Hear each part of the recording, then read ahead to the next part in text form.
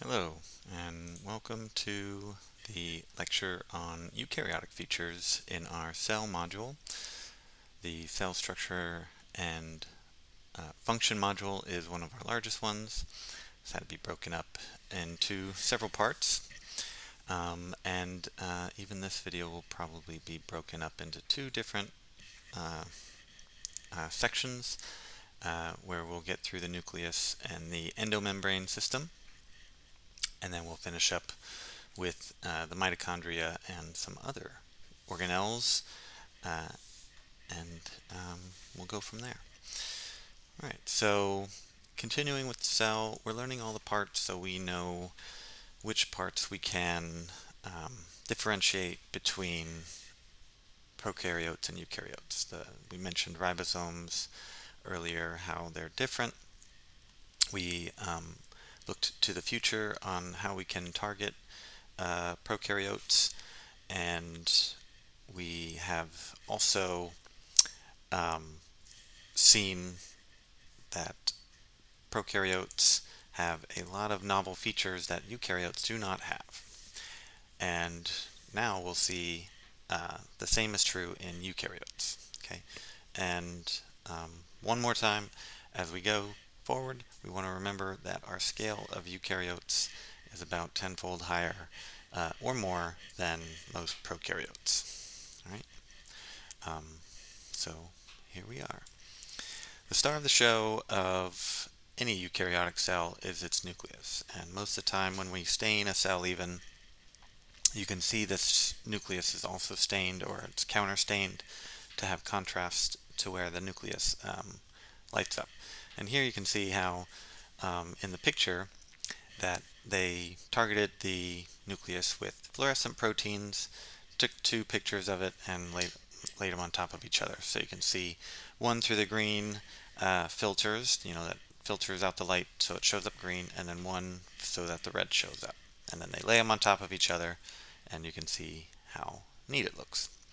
So the nucleus's function is to control all the activities of a cell, and thereby all the activities of an organism, in a sense, right? So it contains the genetic information to do that, which is housed in chromosomes in eukaryotic cells. Remember, it's nucleoid region for prokaryotes, and it's a nucleus for eukaryotes. Okay, so eukaryotes have them arranged in multiple chromosomes. Okay, and it's highly condensed using proteins called histones. Imagine wrapping a string around a ball, then wrapping it around another ball and another, and millions of them, and you can shrink the size of that string essentially into just a very small area using that method. And the features of the nucleus are shown here. That is our nucleus. You need to get in and out of the nucleus. You can't just actively diffuse or facilitated diffuse either. We need to have a bunch of pores to let things in and out. It's very controlled. And these pores are tiny perforations in the nuclear membrane, and it can also be called the nuclear envelope. Right? And the overall shape of the nucleus is determined by the nuclear lamina, which is like the meshwork of filaments found outside of it. Inside of the nucleus is a dark spot region filled where rRNA is made. This rRNA is where the rRNA stands for ribosomal RNA, and that RNA is made in the nucleus. It is then shunted out of the nucleus to help build the full ribosome assembly. Okay. This is where it's done, is in the nucleolus.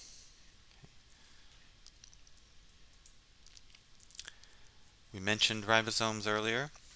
Eukaryotic cells have ribosomes. Remember, in prokaryotes they had 70S ribosomes, and same with chloroplasts and mitochondria. They also have 70S ribosomes, which lends credence to the endosymbiont theory. And then all other ribosomes that aren't associated with any organelles are 80S, composed of a 40S and a 60S subunit. That's just the naming conventions. So we can have free ribosomes and we can have membrane-bound ribosomes. So free ribosomes are the ones that are dotting the cell all around like pepper, and you'll find them everywhere. And the membrane ones are attached to what's a feature known as the RER, or the rough endoplasmic reticulum. So what do I mean by a membrane system? Well, the eukaryotic cell is made up of the phospholipid bilayer. In order to get things in and out of this phospholipid bilayer, it uses this endomembrane system, folds within itself. As it packages and receives, it is constantly reforming and forming these vesicles. Okay, so it's a tiny series of membranous tubes, sacs, and discs that move materials around a cell. And these four items are included in the endomembrane system. So we get things in and out of the nucleus, and then bringing things to and from the nucleus is just as important. So now we're on our let's feed the nucleus, let's feed protein synthesis. And we do that with the endoplasmic reticulum, the Golgi apparatus, lysosomes, and vesicles. And you can see them all right here, vesicles being the traffickers, and the rough endoplasmic reticulum responsible for trafficking new proteins, and the smooth endoplasmic reticulum is responsible for making lipids. Okay, I don't put protein because it's implied when you have a bunch of ribosomes making your rough, you can bet that there's a lot of protein being made there. So to get into the endoplasmic reticulum a little bit, we can see that we have two different types, like I said, the rough and the smooth, and they are arranged in tubules called cisternae, not to be confused with the structures from mitochondria later.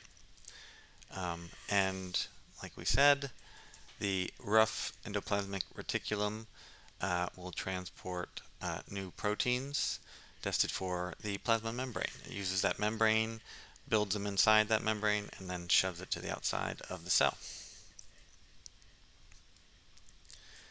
The smooth endoplasmic reticulum doesn't have as many ribosomes, so it appears smooth under the microscope, and it is involved in the synthesis of lipids, like I said, carbohydrates, and detoxification, but mostly lipids. Then we have the Golgi apparatus. The Golgi is known as the packaging warehouse of the cell. It's kind of like the Amazon warehouse. If the nucleolus and the nucleus make everything, and then the endoplasmic reticulum start to put things into vesicles and start to put them in there, they'd be the primary manufacturer. The Golgi body is the Amazon warehouse, that we're going to take things from the primary manufacturer and send them where they need to go, to a office, to a person, etc. Okay, so this is the packaging warehouse of the cell. Transport vesicles come in and leave. They come in on the cis face, leave on its trans face. They do so with a process of exocytosis, where they kind of bud out, and then they pinch off even more until it is a singular vesicle. And that is exocytosis, something leaving the cells. or the Golgi body. Lysosomes are the final part of our endomembrane system, and where we will leave this video. Lysosomes are membrane-bound organelles, that's why they're in the endomembrane system, that contain digestive enzymes. They will find various particles, food, organelles, cell debris, microorganisms, and they are the cleaners of cells, right? And so we try to encapsulate pathogens and then break them down with lysosomes. And with that, we'll pick up on some other features of the eukaryotic cell in the next video, namely peroxisomes and mitochondria. Thanks.